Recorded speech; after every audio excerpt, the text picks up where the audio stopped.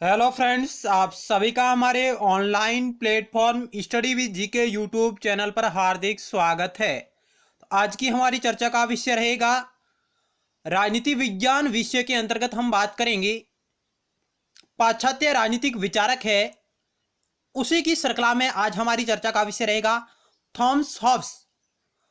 और इस video lecture के अंतर्गत हम थॉमस हॉब्स पर आधारित महत्वपूर्ण प्रश्नोत्तरों के बारे में चर्चा करेंगे, एमसीक्यू के बारे में चर्चा करेंगे जो आगामी सभी प्रतियोगी परीक्षाओं की दृष्टि से महत्वपूर्ण है, जिसका संबंध राजनीति विज्ञान पेपर से है। तो आइए शुरुआत करते हैं बिना किसी देरी के। यदि आप पहली बार हमारे YouTube channel study with GK को देख रहे हैं और आपने अभी तक इसे सब्सक्राइब नहीं किया तो आप इसे जरूर सब्सक्राइब करिएगा और पास में बेल के आइकन को भी जरूर दबाएं ताकि नेक्स्ट टाइम वीडियो सीरीज का नोटिफिकेशन आपके पास तुरंत पहुंच जाए। यदि आपको हमारे द्वारा किया जा रहा प्रयास अच्छा लग रहा हो तो आप इसे लाइक करिएगा और अपने मित्रों के साथ भी शेयर करिएगा। जो भी आपके पास study related group WhatsApp, Facebook, Telegram इत्यादि पर आप इसे शेयर करना भी नहीं भूलेगा। इसके अलावा आप हमारे YouTube channel study with GK की प्लेलिस्ट पर विजिट कर सकते हैं, जहां आपको राजनीति विज्ञान विषय पर आधारित अलग अलग टॉपिक के माध्यम से अलग अलग प्लेलिस्टों में लगभग 3000 महत्वपूर्ण प्रश्नोत्तरी सीरीज वहां है, आप उसे देख सकते हैं। तो आज की इस क्विज का पहला सवाल आपकी स्क्रीन पर रहा। ये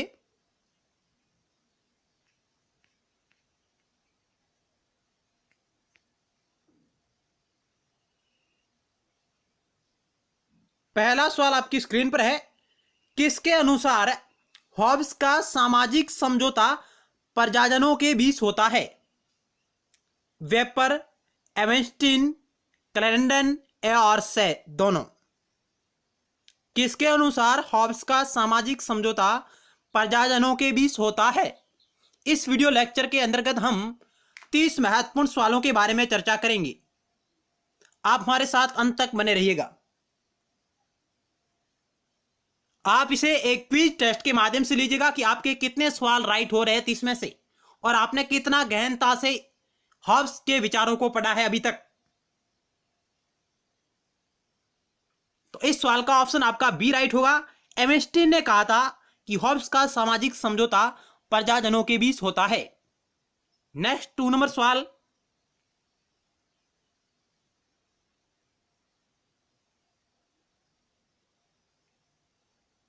हॉब्स के सामाजिक समझौता सिद्धांत का वर्णन किस ग्रंथ में है? हॉब्स के द्वारा जो सामाजिक समझौता सिद्धांत दिया गया था उसका वर्णन उन्होंने किस ग्रंथ में संकलित किया है? D Cive, D होमिनी, लेवियोथॉन, element of law.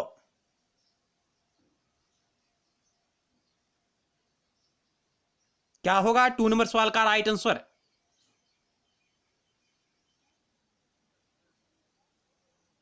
इस 2 नंबर सवाल का राइट आंसर होगा ऑप्शन सी। हॉब्स ने लेवियोथॉन नामक ग्रंथ में सामाजिक समझौते सिद्धांत का वर्णन किया है। लेवियोथॉन हॉब्स की प्रसिद्ध रचना रही है और यह प्रकाशित हुई थी आपकी 1651 में। 1651 ईस्वी में लेवियोथॉन प्रकाशित होता है, हॉब्स द्वारा रचित है, और इसी पुस्तक के माध्यम से हॉब्स को इस दुनिया में प्रसिद्धि प्राप्त हुई थी। नेक्स्ट 3 नंबर सवाल आपकी स्क्रीन पर रहा। हालांकि ये सभी पुस्तकें हॉब्स द्वारा लिखित है। डी स्वे है, डी होमिनी है, एलिमेंट ऑफ लॉ। लेवियोथॉन के अलावा ये तीनों पुस्तकें भी हॉब्स के द्वारा लिखित है, रचित है। डी स्वे आपकी 1642 में प्रकाशित होती है। डी होमिनी आपकी 1658 में प्रकाशित होती है और लेवियोथॉन आपकी 1651 में प्रकाशित होती है। एलिमेंट ऑफ लॉ आपकी यह प्रकाशित होती है 1650 में। चलते हैं नेक्स्ट स्लाइड की ओर। 3 नंबर सवाल आपकी स्क्रीन पर रहा। ये लेवियोथॉन है एक विशालकाय समुद्री राक्षस, एक विशालकाय शेर, एक विशालकाय मानव, उपयुक्त सभी। लेवियोथॉन क्या है? हॉब्स ने जो लेवियोथॉन नाम रखा यह किसको संदर्भित करता है? तो 3 नंबर सवाल का ऑप्शन आपका ए राइट होगा। एक विशालकाय समुद्री राक्षस है लेविथोन। ऑप्शन ए आपका राइट होगा। नेक्स्ट 4 नंबर सवाल, हॉब्स के सामाजिक समझौता सिद्धांत को एकदम व्यर्थ की वस्तु किसने कहा? सी वहान, इनका पूरा नाम है C Vaughan, sir Henry Maine, professor Maxey Clarendon. किसने हॉब्स के सामाजिक समझौता सिद्धांत को एकदम व्यर्थ की वस्तु कहा?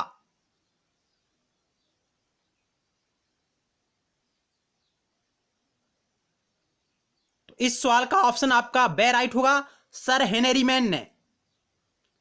सर हेनरी मैन ने यह कहा था, और सर हेनरी मैन ने ही इस विश्व में सर्वप्रथम संविधान सभा का विचार प्रस्तावित किया था, प्रकट किया था सर हेनरी मैन ने। इन्होंने हॉब्स के सामाजिक समझौता सिद्धांत की आलोचना करते हुए इसे एकदम व्यर्थ की वस्तु कहा।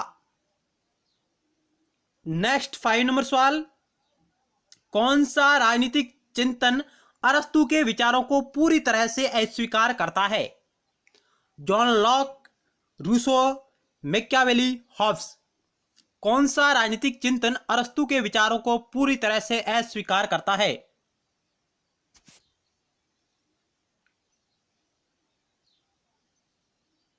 ऑप्शन आपका डी राइट हुआ, हॉब्स। अरस्तु कहता है कि मनुष्य एक नैतिक एवं सामाजिक प्राणी है, जबकि हॉब्स कहता है कि मनुष्य एक असामाजिक और अनैतिक प्राणी है। हॉब्स राज्य को प्राकृतिक संस्था मानता है, जबकि हॉब्स है जो राज्य को कृत्रिम संस्था मानता है, जबकि अरस्तु राज्य को प्राकृतिक संस्था मानता है। अरस्तु राज्य को एक प्राकृतिक संस्था मानता है, जबकि हॉब्स राज्य को एक कृत्रिम संस्था मानता है। ऑप्शन आपका डी राइट होगा। हॉब्स की अध्ययन पद्धति सेबाइन के अनुसार उन्होंने कहा कि हॉब्स की पद्धति निगमनात्मक है, वैज्ञानिक भौतिकवादी है, वैज्ञानिक मनोवैज्ञानिक है, जबकि अरस्तु की जो अध्ययन पद्धति थी वो आगमनात्मक थी, और हॉब्स की जो अध्ययन पद्धति है वो प्लेटो से मिलती है, निगमनात्मक पद्धति से मिलती है। ये आप फैक्ट नोट कर सकते हैं कि प्लेटो ने भी निगमनात्मक पद्धति को अपनाया, हॉब्स ने भी अध्ययन में निगमनात्मक पद्धति को अपनाया। जैसे उन्होंने ज्यामिति के जो सिद्धांत है उनके अंतर्गत ये हमें स्वरूप देखने को मिलता है। हॉब्स के यांत्रिकी ज्यामिति की जो प्रमेय है उन्होंने सिद्ध करने की कोशिश की थी तत्कालीन समय में, उसमें हमें यह देखने को मिलता है। ऑप्शन डी राइट है। नेक्स्ट सवाल आपकी स्क्रीन पर रहा, आप वीडियो को रोककर भी आसानी से इस स्लाइड को पढ़ सकते हैं।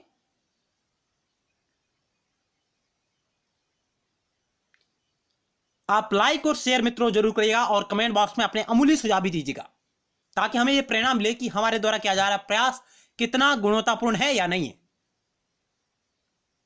हॉब्स ने शासन की निरंकुशता को उचित सिद्ध किया इस आधार पर, यानी हॉब्स ने शासन की निरंकुशता को उचित सिद्ध किया किस आधार पर? राजा एक सही व्यक्ति होता है, राजा को जनता ने चुना है, लोग शासन करने में अक्षम होते हैं, मानव प्रकृति द्वेषपूर्ण व झगड़ालू होती है।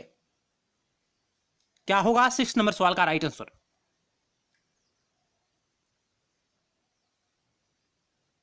इस सवाल का ऑप्शन दे राइट होगा। हॉब्स ने शासन की निरंकुशता को उचित ठहराया इस आधार पर कि मानव प्रकृति द्वेषपूर्ण व झगड़ालू होती है। इस आधार पर उन्होंने मानव प्रकृति का एक नकारात्मक चित्रण किया है, वर्णन किया है हॉब्स ने।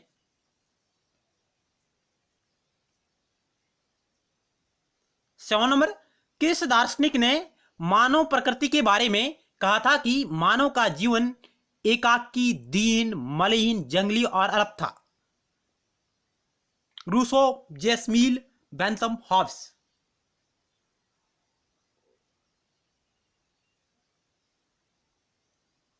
इस 7 नंबर सवाल का ऑप्शन आपका दे राइट होगा। हॉब्स है जो मानव प्रकृति का वर्णन करते हैं कि मानव प्रकृति है उस वक्त मानव का जीवन एकाकी, दीन, मलिन, जंगली, अलप और क्रूर, दयनीय था। ऑप्शन दे राइट होगा।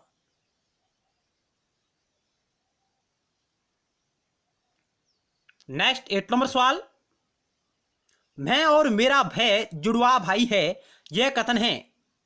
मैं और मेरा भय जुड़वा भाई है, यह कथन किसका है, किससे संबंधित है? Hobbes, Machiavelli, Locke, अरस्तू।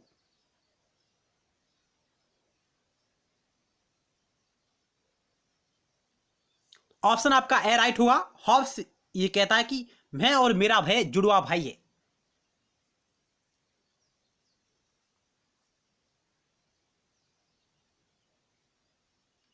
ये क्यों कहा गया? क्योंकि ऐसा माना जाता है कि उस वक्त जब इंग्लैंड में गृह युद्ध चल रहा था, उस वक्त इनकी मां ने भय सी, पीड़ा सी, जो प्रसव होना चाहिए था जिस निश्चित टाइम पर, उससे पूर्व ही हॉब्स को जन्म दे दिया था, 1 महीने पहले। ऐसा ग्रंथों में मिलता है, सुनने में मिलता है। इसलिए हॉब्स ने यह कथन कहा कि मैं और मेरा भाई जुड़वा भाई है।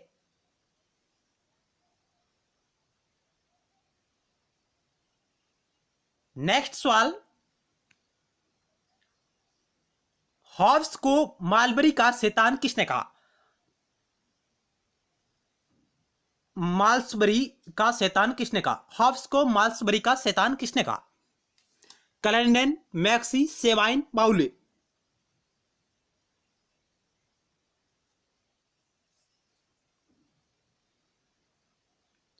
9 नंबर सवाल का ऑप्शन आपका दे राइट होगा, जॉन बाउले। पूरा नाम है जॉन बाउले, जिन्होंने हॉब्स को माल्सबरी का शैतान कहा। कहीं कहीं आपको काउले भी लिखा हुआ मिलेगा, इसमें आपको कोई भ्रमित होने की जरूरत नहीं है। जॉन बाउले इनका पूरा नाम है, जॉन बाउले। कहीं आपको जॉन काउले भी लिखा हुआ मिल सकता है, दोनों ही राइट है। सही होगा जॉन बाउले, ऑप्शन दे राइट। 10 नंबर सवाल आपकी स्क्रीन पर रहा। हॉब्स ने अपनी पुस्तक लिविथॉन में प्राकृतिक अधिकार कितने बताए? हॉब्स ने अपनी पुस्तक लिविथॉन में प्राकृतिक अधिकार कितने बताए, या प्राकृतिक नियम कितने बताए? 15, 16, 19 और 18। क्या होगा राइट आंसर? इस सवाल का ऑप्शन आपका सी राइट होगा। हॉब्स ने 19 प्राकृतिक नियम बताए हैं, प्राकृतिक अधिकार बताए हैं। नेक्स्ट, लेवियाथॉन को शैतान की आत्मा किसने कहा? लेवियाथॉन को शैतान की आत्मा किसने कहा? सेबाइन, ब्रह्महिल, वहान, क्लैरेंडन। 11 नंबर सवाल आपकी स्क्रीन पर रहा। लेवियाथॉन को शैतान की आत्मा किसने कहा?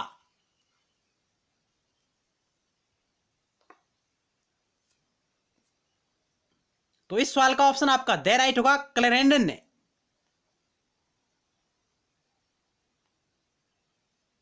क्लैरेंडन ने लेवियाथॉन को शैतान की आत्मा कहा, जबकि हॉब्स को माल्सबरी का शैतान कहा था जॉन बाउले ने।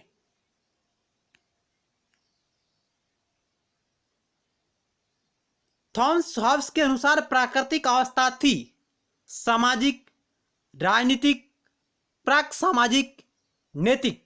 इसे आप पूर्व सामाजिक भी कह सकते हैं, पूर्व सामाजिक।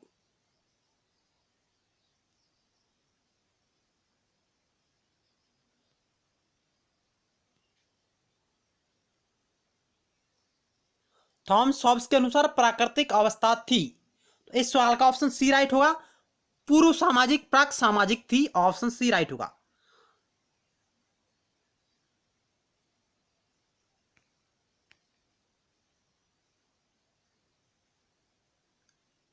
थॉमस हॉब्स का संप्रभुता सिद्धांत के बारे में असत्य कथन चुनिए। थॉमस हॉब्स के संप्रभुता सिद्धांत के बारे में असत्य कथन का आपको चयन करना है। ऑप्शन ए कह रहा है कि संप्रभुता का आधार सामाजिक संविदा है। ऑप्शन बी कह रहा है कि संप्रभु को जनता की संपत्ति छीनने का व प्राण लेने का अधिकार भी है। संप्रभुता की निरंकुशता और अविभाजित है। राज्य के समस्त शासन संचालन में जनता सर्वोच्च संप्रभु है। क्या होगा 13 नंबर सवाल का राइट आंसर?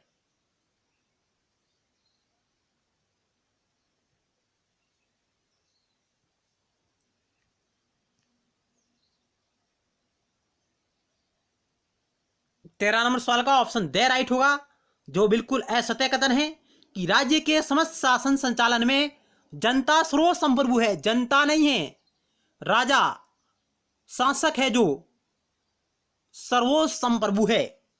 ऑप्शन आपका द राइट होगा, जो बिल्कुल असत्य कथन है। बाकी आपके बिल्कुल सही कथन है। संप्रभुता की निरंकुशता और अविभाज्यता, अद्वैता। संप्रभु को जनता की संपत्ति छीनने व प्राण लेने का भी अधिकार है यदि वे कानूनों का उल्लंघन करते हैं, राजा की बात को नहीं मानते हैं। संप्रभुता का आधार सामाजिक संविदा भी है, यह बात भी बिल्कुल सही है।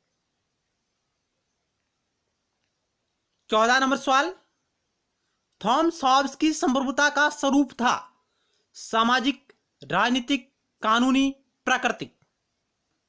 क्या होगा राइट आंसर? थॉमस हॉब्स की संप्रभुता का स्वरूप कैसा था?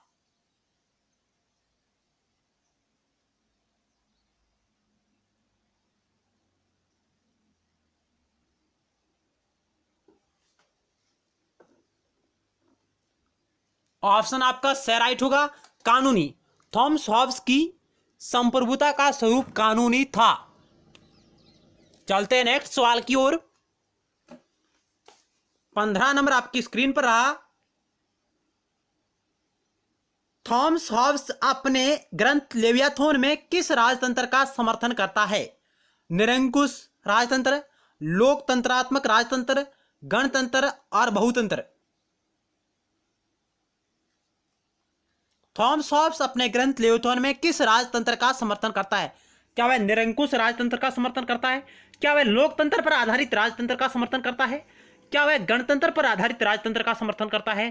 क्या वह बहुतंत्र पर आधारित राजतंत्र का समर्थन करता है? ऑप्शन आपका ए राइट होगा, निरंकुश राजतंत्र का समर्थन करता है। ऑप्शन ए आपका राइट होगा।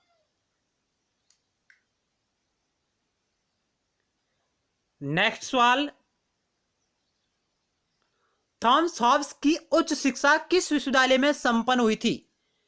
Cambridge university, Stanford university, Oxford university, इनमें से कोई नहीं। थॉमस हॉब्स की हायर एजुकेशन किस यूनिवर्सिटी में संपन्न हुई थी? तो ऑप्शन आपका सही राइट होगा, ऑक्सफोर्ड यूनिवर्सिटी में। नेक्स्ट सवाल आपकी स्क्रीन पर रहा। हॉब्स की प्रारंभिक शिक्षा संपन्न हुई कहां पर? ऑक्सफोर्ड में, ऑक्सफोर्ड विश्वविद्यालय में, कैम्ब्रिज विश्वविद्यालय में, मेल्सबरी में, स्टैनफोर्ड विश्वविद्यालय में। तो इस सवाल का ऑप्शन आपका सी राइट होगा, मेल्सबरी में। नेक्स्ट 18 नंबर सवाल बहुत ही अच्छा सवाल है। हॉब्स के राजनीतिक सिद्धांत में समझौते का स्वरूप है एक पक्षीय, द्विपक्षीय, उपरोक्त दोनों, उपरोक्त में से कोई नहीं।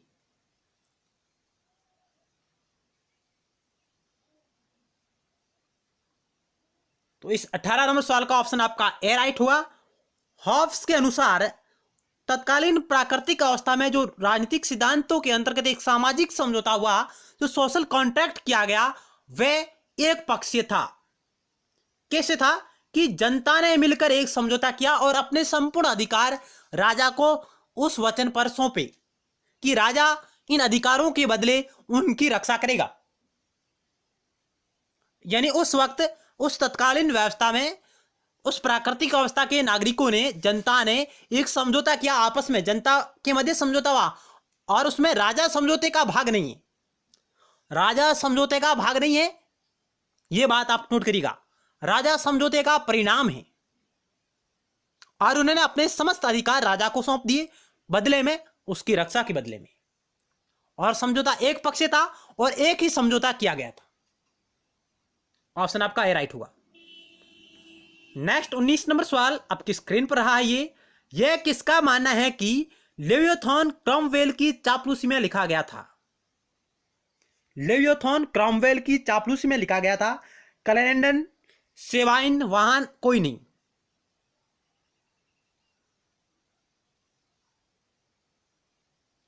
सी वाहन, इनमें से कोई नहीं। क्या होगा राइट आंसर? किसका कथन है ये? ऑप्शन आपका ए राइट होगा। कैलेंडन ने कहा था कि लेवियोथॉन क्रॉमवेल की चापलूसी में लिखा गया था। नेक्स्ट सवाल, राज्य के लिए कॉमनवेल्थ शब्द का प्रयोग सर्वप्रथम किसने किया? राज्य के लिए कॉमनवेल्थ शब्द का प्रयोग सर्वप्रथम किसने किया? मैकियावेली, अरस्तु, हॉब्स, प्लेटो। क्या होगा इस सवाल का राइट आंसर? कॉमनवेल्थ शब्दावली का प्रयोग किसने किया? मैकियावेली, अरस्तु, हॉब्स, प्लेटो।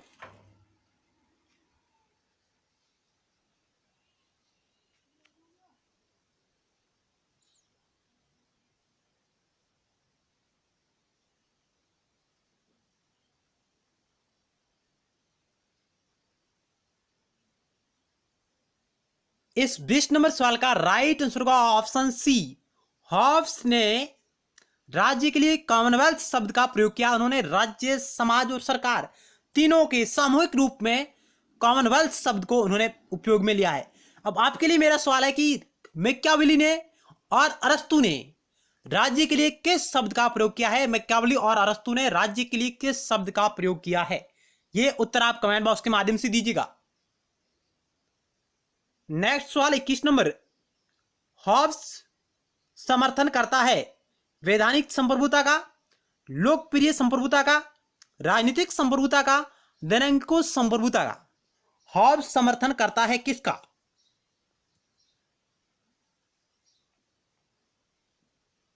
ऑप्शन आपका दे राइट होगा। हॉब्स निरंकुश संप्रभुता का समर्थन करता है। लोकप्रिय संप्रभुता किसकी है? रूसो का विचार है। रूसो लोकप्रिय संप्रभुता। और वैधानिक संप्रभुता, कानूनी संप्रभुता जॉन ऑस्टिन। ऑस्टिन वैधानिक संप्रभुता, लोकप्रिय संप्रभुता रूसो और निरंकुश संप्रभुता हॉब्स। यह आप नोट करिएगा। 22 नंबर सवाल। निरंकुशतावादी होते हुए भी हॉब्स आदि से अंत तक व्यक्तिवादी है, किसका कहना? बहुत ही अच्छा सवाल है, कई बार प्रतियोगी परीक्षा में पूछा गया है कि निरंकुशतावादी होते हुए भी हॉब्स आदि से अंत तक, प्रारंभ से अंत तक व्यक्तिवादी है। व्यक्तिवादी विचार उसमें झलकते हैं। Professor Sabine, professor Maxey, Laski, Locke. किसने कहा?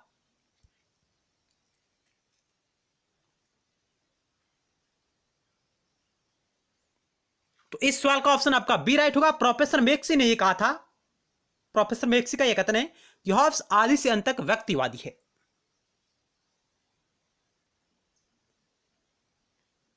नेक्स्ट 23 नंबर सवाल। हॉब्स के अनुसार मनुष्य नहीं है संवेदनाओं का दास, तृष्णाओं का दास, लेवियोथोन का दास, भय का दास। हॉब्स के अनुसार मनुष्य नहीं है। क्या नहीं है? ऑप्शन 4 आपके समक्ष रही, इनमें से आपको एक राइट करना है। ऑप्शन से राइट होगा। लेवियोथोन का दास नहीं है मनुष्य, लेवियोथोन का दास नहीं है, जबकि संवेदनाओं का दास है, तृष्णाओं का दास है, भय का दास है। ऑप्शन आपका से राइट हो जाएगा। हॉब्स ने जिस सिद्धांत का खंडन किया वह था।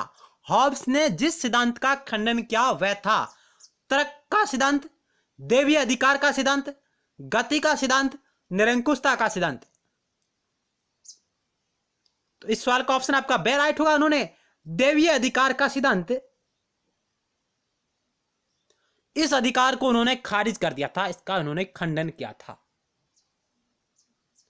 जबकि तर्क है, गति है और निरंकुशता, ये विचार उसके अंतर्गत झलकते हैं, उनके विचारों में झलकते हैं हॉब्स के।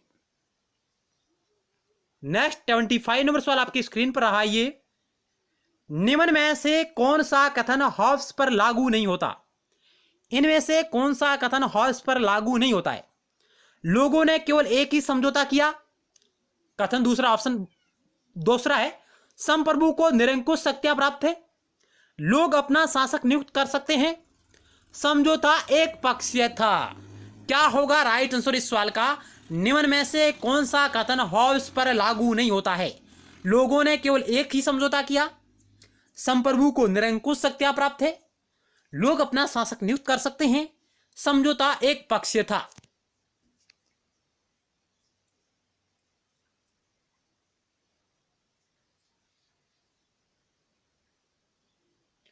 ऑप्शन आपका से राइट होगा। जो कथन इस पर लागू नहीं होता हॉब्स सर, ऑप्शन सी, सी आपका राइट होगा से। लोगों ने केवल एक ही समझौता किया, बिल्कुल बात सही है। संप्रभु को निरंकुश सत्ता प्राप्त है, बिल्कुल सही है। समझौता एक पक्षीय था क्योंकि राजा समझौते का भागीदार नहीं था। राजा समझौते का परिणाम है, उसके भागीदार नहीं है। केवल नागरिकों यानी जनता ने मिलकर समझौता किया और अपने अधिकार राजा को सौंपे सुरक्षा के बदले में। ऑप्शन सी राइट हुआ। 26 नंबर सवाल, हॉब्स के लेवियाथन में प्रयुक्त कॉमनवेल्थ शब्द का अर्थ है संप्रभु, समाज, राज्य सरकार के लिए सामूहिक नाम, प्राकृतिक अवस्था में रहने वाले लोगों का वर्ग है, इनमें से कोई नहीं। कॉमनवेल्थ शब्द का अर्थ क्या है? हमने अभी बात की थी पिछले क्वेश्चन में। 26 नंबर सवाल का ऑप्शन आपका बे राइट हुआ। हॉब्स ने लेवियाथन में जिस कॉमनवेल्थ शब्द का प्रयोग किया है वह समाज, राज्य और सरकार के लिए एक सामूहिक नाम को संदर्भित करता है। सामूहिक नाम को कॉमनवेल्थ। ऑप्शन आपका बे राइट हुआ।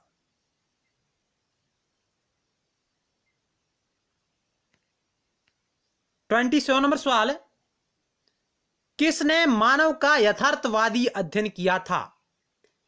इनमें से वह विद्वान जिसने मानव का यथार्थवादी अध्ययन किया है।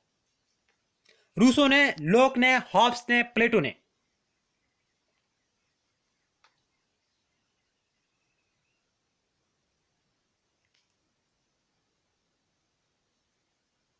इस सवाल का ऑप्शन आपका सही राइट होगा, हॉब्स।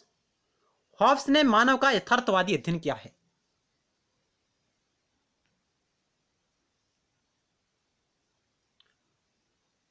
यहां आपको 28 नंबर सवाल है, हॉब्स की उसकी अध्ययन पद्धति के बारे में कौन सा कथन सही है? हॉब्स की अध्ययन पद्धति के बारे में कौन सा कथन सही है? यहां आपको 3 कथन दिए गए हैं, 1, 2 और 3। हॉब्स ने राजनीतिक विज्ञान का अध्ययन जो भौतिकी और मनोविज्ञान की सहायता से किया, पहला कथन। दूसरा कथन है, हॉब्स के अध्ययन पद्धति को यांत्रिक भौतिकवाद या वैज्ञानिक भौतिकवाद भी कहा जाता है। और ऑप्शन 3 है, उन्होंने राजनीति के अध्ययन में इतिहास व नैतिकता का प्रयोग किया। पहला तीसरा सही, दूसरा तीसरा सही, और यहां आप कह सकते हैं पहला, तीसरा और दूसरा तीनों सही। 4 ऑप्शन अब आपके समक्ष रहे। हॉब्स की अध्ययन पद्धति के बारे में कौन सा कथन सही है वो आपको चयन करना है।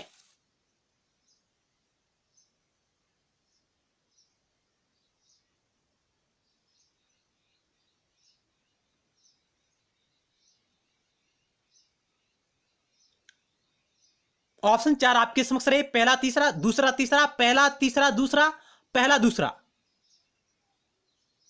तो इस सवाल का ऑप्शन आपका डी राइट होगा, पहला और दूसरा बिल्कुल सही है, पहला और दूसरा, जबकि तीसरा गलत है।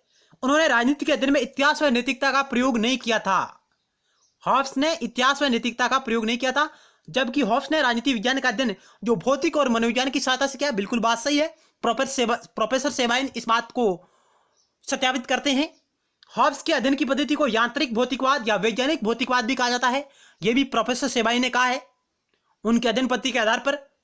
और उन्होंने कहा कि इनकी अध्ययन पद्धति निगमनात्मक है। हॉब्स की अध्ययन पद्धति को निगमनात्मक पद्धति बताया प्रोफेसर सेबाइन ने।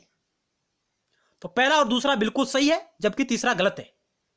नेक्स्ट सवाल 29 नंबर, प्राकृतिक अवस्था सभी के खिलाफ सभी का युद्ध है, किसका कथन है कि प्राकृतिक अवस्था सभी के खिलाफ सभी का युद्ध है?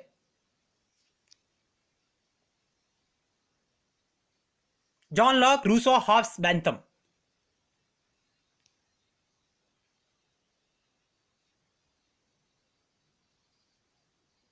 इस सवाल का ऑप्शन आपका 3 राइट होगा। हॉब्स कहता है कि प्राकृतिक अवस्था में लोग सभी के खिलाफ सभी का युद्ध, इस विचार को उन्होंने व्यक्त किया था प्राकृतिक अवस्था के बारे में हॉब्स ने। नेक्स्ट सवाल 30 नंबर, हॉब्स द्वारा लिखित पुस्तकों को कालक्रम में व्यवस्थित करें। De Cive, De Corpore Politico, De Homine, Leviathan. Hobbes द्वारा लिखित पुस्तकों को उनके काल क्रम में व्यवस्थित करें, प्रकाशित होने के क्रम में व्यवस्थित करें। ऑप्शन 4 आपके समक्ष रहे, क्या होगा राइट आंसर आप चयन कीजिएगा।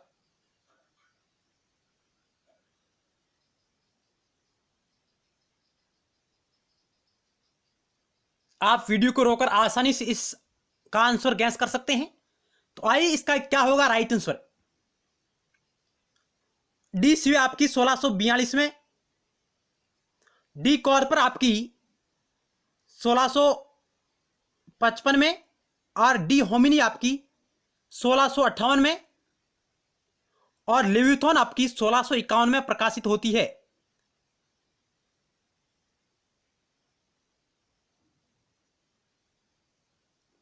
पहला, दूसरा, सबसे पहले पहला, उसके बाद आ जाएगा आपका डी कॉर्पर दूसरा, और उसके बाद आ जाएगा आपका तीसरा डी होमिनी, सॉरी ऑप्शन आपका सी राइट होगा। डी सी आपकी 1642, उसके बाद आ जाएगी आपकी लेविथॉन 1651, उसके बाद आपकी आ जाएगी डी कॉर्पर 1655, और उसके बाद आपकी आ जाएगी डी होमिनी 1658। इस प्रकार आपका ऑप्शन सी राइट होगा। धन्यवाद, मिलते हैं नेक्स्ट टाइम एक नए टॉपिक के साथ और महत्वपूर्ण सवालों के साथ। जय भारत।